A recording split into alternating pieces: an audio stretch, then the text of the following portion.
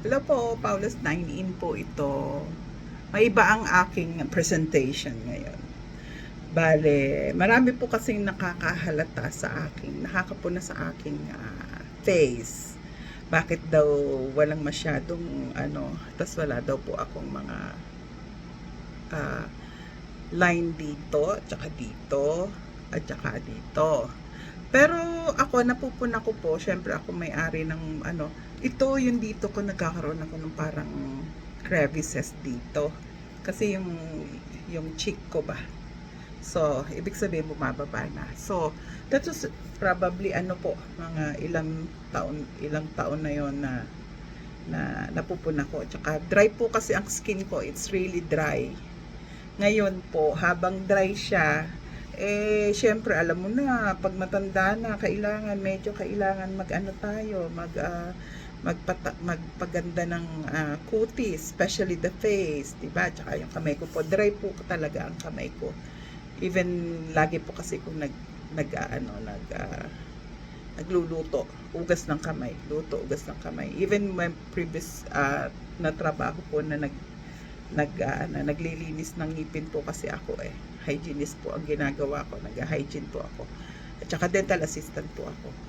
Before, but now hindi na po. May sarili na po kami business ng anak ko. Yun nga pong Paulus Dine-In. Maraming salamat sa aking mga customer namin. Thank you ha.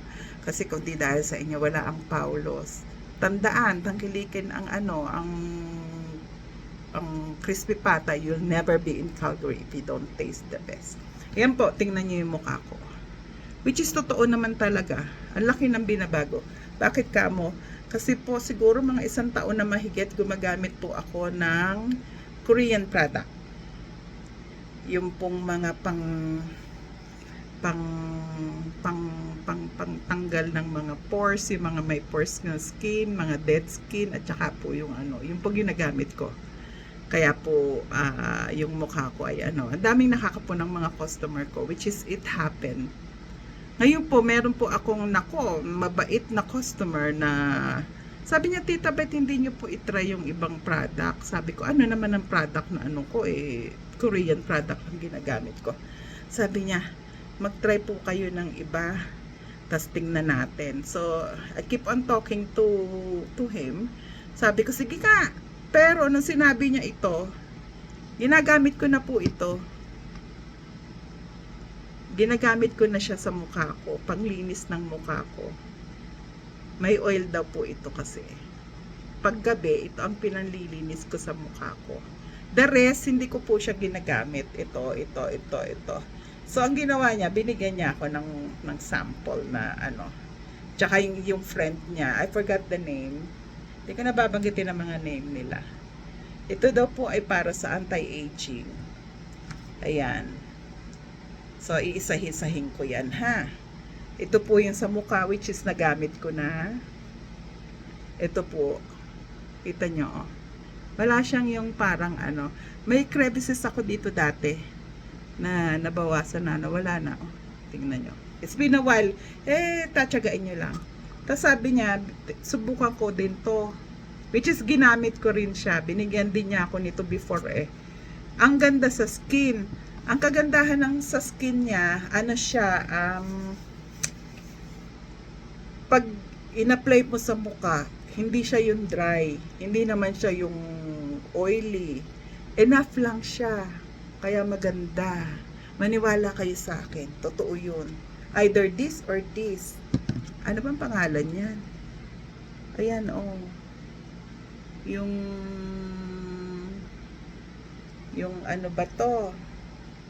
La Roche-Posay. Ayan, yun yung brand niya. Lipicar naman siya. Ayun, Lipicar.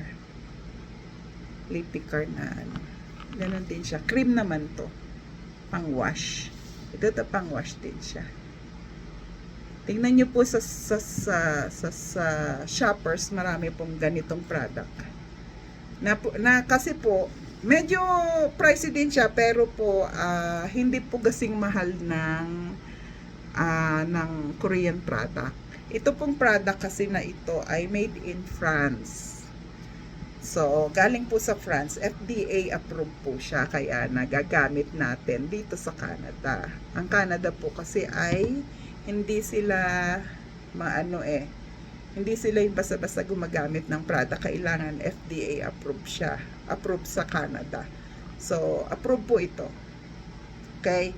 Maganda pong gamitin, effective. So, ang gagawin natin ngayon ay, natuwa lang kasi ako kaya gusto kong i-share sa inyo. Ang gagawin dun sa mga katulad namin na 60 years old na kasi ako. Kaya kailangan medyo, alam niyo na, kailangan humahabol sa kagandahan, 'di ba? So, ang gagawin ko po ay aayusin ko siya, gagamitin ko siya, medyo slow down ko yung Korean product ko. Ito muna gagamitin ko. Titingnan natin kung pareho lang nung ibinibigay niya. Kasi kung pareho lang, I'd rather use this one kaysa doon sa Korean. Kasi minsan, meron silang product na gano'n. Minsan wala. Hindi ko makita kung saan. Tapos, ito po ay kaunti lang ang gagamitin nyo pag sa face. O, syempre. O, pag sa face, pagkatapos sa face, sa may sa leeg hanggang dito sa napupuna ko po kasi parang meron akong sa likod, yung parang dry siya na, alam ba tawag doon, yung parang pinagtutupian ng skin mo. O syempre, di ba parang rough siya. Pag nilalagyan ko po no, nawawala siya. Pag nilalagyan ko ng ganito, nawawala siya. Anyway, ito po yung mga nagtatanong, yung aking mga customer dyan, ayan lang po ang sekreto ng aking sa mukha panglinis. Pero pag nilinis nyo, syempre, kailangan lalagyan nyo ng moisturizer. Meron pa akong moisturizer before, but I'm going to use yung moisturizer nila. Ayan po, serum siya na moisturizer. French wash siya, pero merong ito po. Magsasalamin ako kasi hindi ko po makita. Puro binigay lang po yan ng i-try ko lang daw po kasi.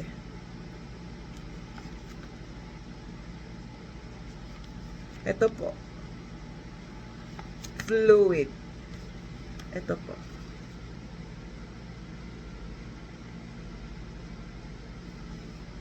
Tapos, ang gagawin ko po, ito ayan serum siya. Gagamitin ko po ngayon. Papakita natin. Kasi sabi niya, try nyo muna tita para malaman natin kung anong effect niya. O, kita mo, bago pa Ayun, konti-konti lang. Ito ay moisturizer. Pero, moisturizer siya na ang dami-dami kasi na ilalagay. Yung moisturizer ko,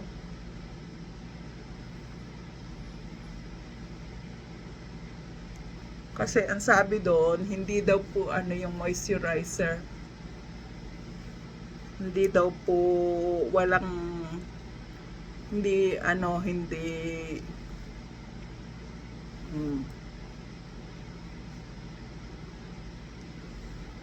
ganyan po. Tapos lalagyan nyo pati leeg. Pea size lang naman. Unti-untiin natin. Kasi mahirap na. Baka maubusan ng supply. Pero ay nako, I can feel it. Ayoko po kasi nung makapalsa. Yung parang ramdam na ramdam mo yung ayan. Isama ang leeg. Ganyan po. Kailangan naalagaan ng mukha. Pag po gabi, yan ang ginagawa ko. Nakikita nyo ba ang difference? Ayan, 'di ba? Ganyan po siya. Moisturizer. Iintay-intayin mo lang. Kasi po, ito muna inilagay ko na moisturizer. Hindi po ako hindi muna ako naglagay nitong may isa po kasi. Yung B5 na serum siya. Dapat po ito kasi muna ilagay bago yung moisturizer. Kaya lang gabi na po. At saka itatry ko po siya for tomorrow. Bukas po magtatry ako. Ayan po siya. papakita ko sa inyo. So titingnan natin, siguro mga 1 month ko siyang gagamitin.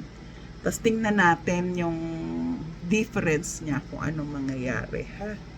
So ito muna, or ito gamitin natin, at saka yung moisturizer. Oh, tingnan mo. Maganda naman siya. Oh. Para maganda. Oh. Banat naman siya. Kaya itry natin, 1 month kong gagawin. Tapos after nun, tingnan natin ang before and after. Ano? Teka ha, kukunan natin ng picture. O sige, see you po, 10 minutes na to. See you po sa next ano natin. Titingnan natin yung ano, yung effect nung pag nilagyan ko ng nito. Parang hyaluronic acid tawag, or B5. So we don't know, parang ganito ang laman niya. Oh, ganito. Parang bumili na rin ako nito before. Iaano din daw sa mukha, i-apply mo muna siya. You have to put this one first bago yung ano natin, ito. Yun nga lang, tsatsagain nyo talaga. You have to follow the instruction. Hindi ko na follow, nilagyan ko kaagad ng ano. Pero it's okay, I'll do it tomorrow. Ito po yung serum niya na pang skin din. Pwede rin po sa mga skin na dry, or yung ano. Siyempre pag nagkakaedad tayo, nagda-dry po ang skin na natin eh. Hindi na katulad ng dati. Oh, di ba? Meron po siyang ganito. Ayan. So, gagamitin natin yan sa mukha din at saka sa leeg. Okay? Ito po yung push button niya. Meron na po akong product na ganito, pero pantanggal po siya ng... Meron po ako ritong parang sun damage. O, kita nyo, oh, parang maganda na nga naman siya kasi ano, tingnan nyo, hindi siya nag-o-oil, pero shiny, nagiging mukhang parang glass ano yung mukha ko. Tingnan natin yan kung effective. Kung hindi, magiging best friend ko na siya, oh. Yung La Poche. Oh, diba? So, Paulus Dine in again. Iba ngayon ang ano, ang tinuro ng Tita Rose kasi talagang tinatanong ako ng mga customer ko, bakit daw yung mukha ko ay maganda yung skin. Bahala daw akong mga kulukulubot. Sabi ko, naku, ano lang yan, Korean. O ngayon, pag ito im-effect, di magiging ito na ang gagamitin ko. Kasi mabilis pong hanapin. Shoppers lang. Ang daming mabibiling ganito. So, ginamit ko po itong Lipicar, either cream or yung oil base na panglinis sa mukha. Lagi na mong nyo pong gagamitin. Tapos yung, ito lang po ginamit ko. Itong tatlong to. Itong dalawa, either this or this.